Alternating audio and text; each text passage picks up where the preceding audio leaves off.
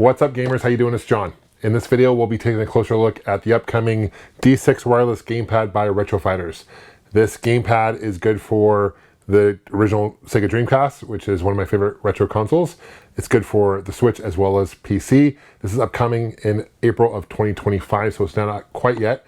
It's available in two color palettes. It's available in black, which I have here, as well as classic white. It's a 6-button gamepad, so it changes up from the original Dreamcast controller gamepad. This is the original one. I love the original Dreamcast. It makes me feel old, thinking how old it is now. It came out in 1999, so what, 26 years ago today, and I remember picking up the Dreamcast when it first came out at Walmart launch day back in the day.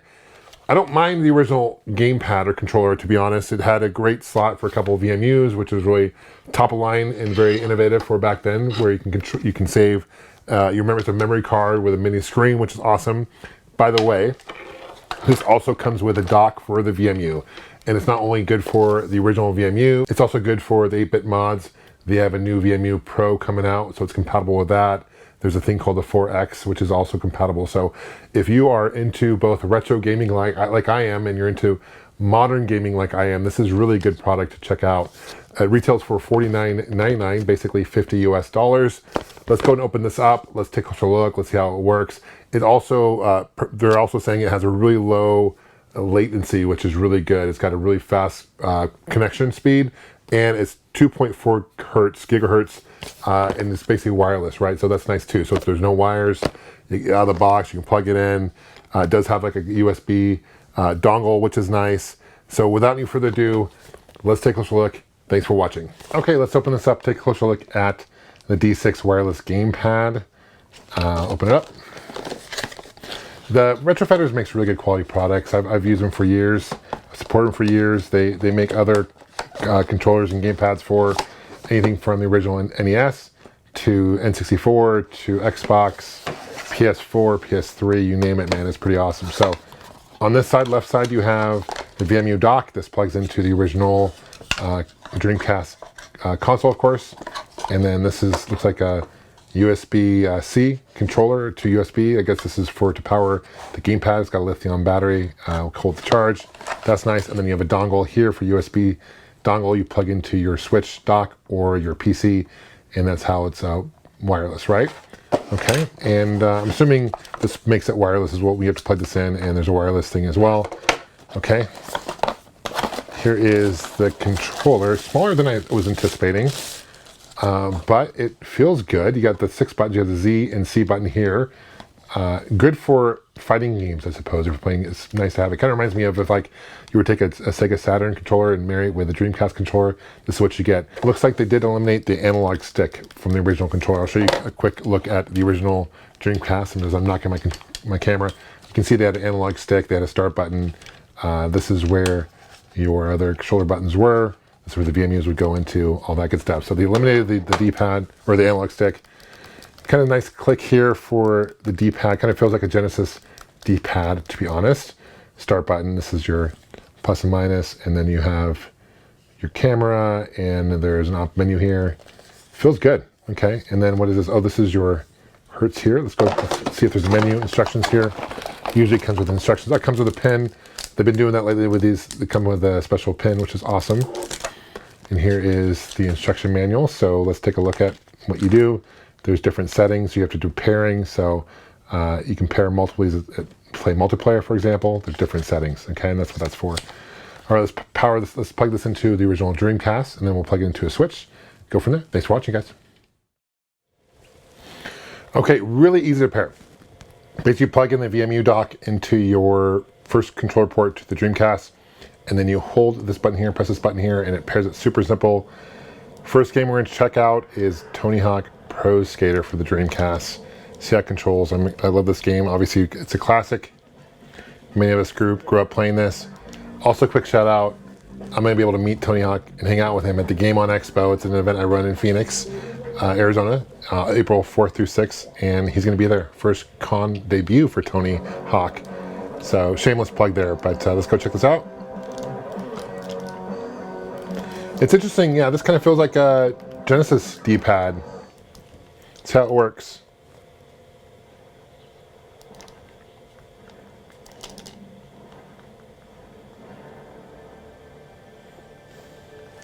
This is the one that started it all. It came out in 1999, I believe. This Tony Hawk did.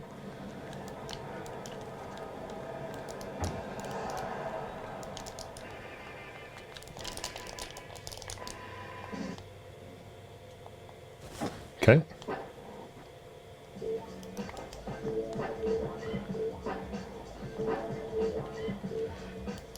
We gotta choose Tony, of course.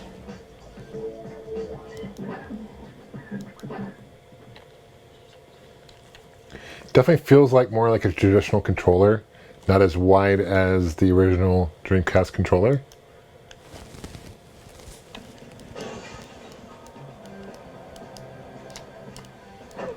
Ah. It's been a while since I played the original Tony Hawk. Ha.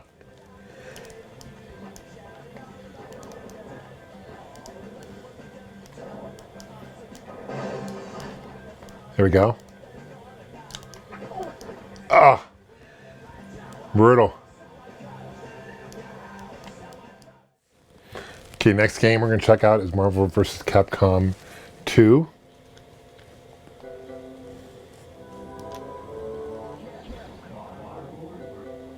Great fighter, of course. Must own for the Dreamcast.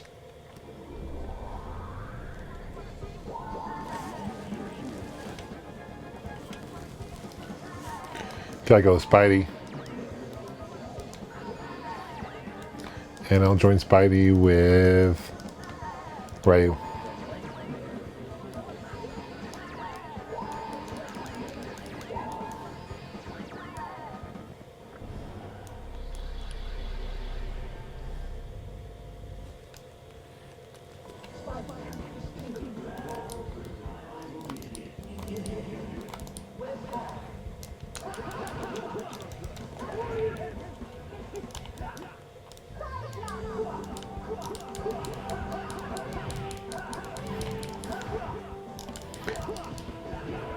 Yeah, it feels good.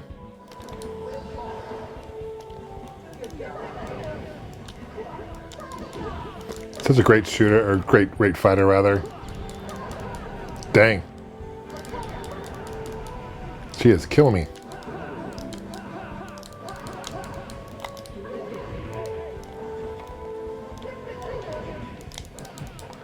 All right, let's check out the Switch now. Okay, so here is Switch. I want to show you Switch and how this thing works for the Switch. I'm playing right now the Nintendo World Championships NES Edition because this is a good controller for that. You have the D-pad. If you have other games that require an analog stick, are not compatible for the Switch. Just FYI. Okay, so we'll start. Put one player. We'll go survival mode. Let's see.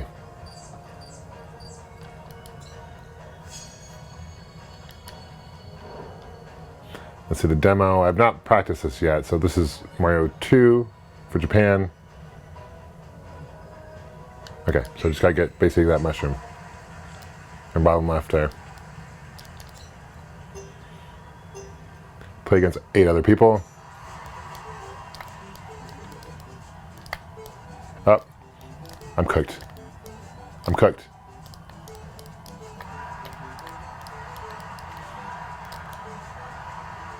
There you go, 5th. All right, not the best run there, I'll be honest. Let's go back.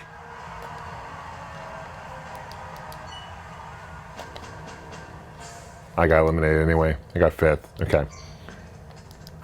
Yeah, this is fun. If you haven't played this is a really fun game for sure. Okay, we'll go back to the menu. I'm gonna hit this button here. Go back to the menu and see some other games. My kids have been playing Fortnite a lot. This is a game my team and I worked on a couple years ago, City Hunter and the Curse of the Mayan. Also for the Switch, obviously. It's coming out for the PS4, PS5. It's already out there, actually. Came out earlier this year, or last year. Also on Xbox and Steam. And Atari VCS. So a number of platforms. It's an action platformer, so it's kind of like Mega Man meets Castlevania. It's a really fun game to work on.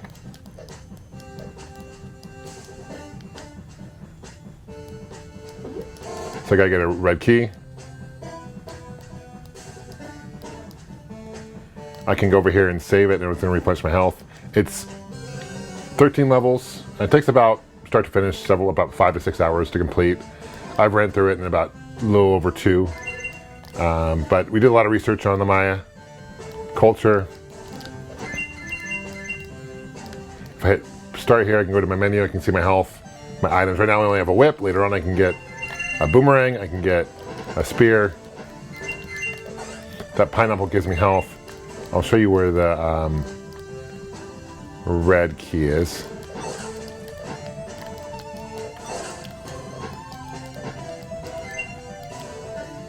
It's right there in the top right corner.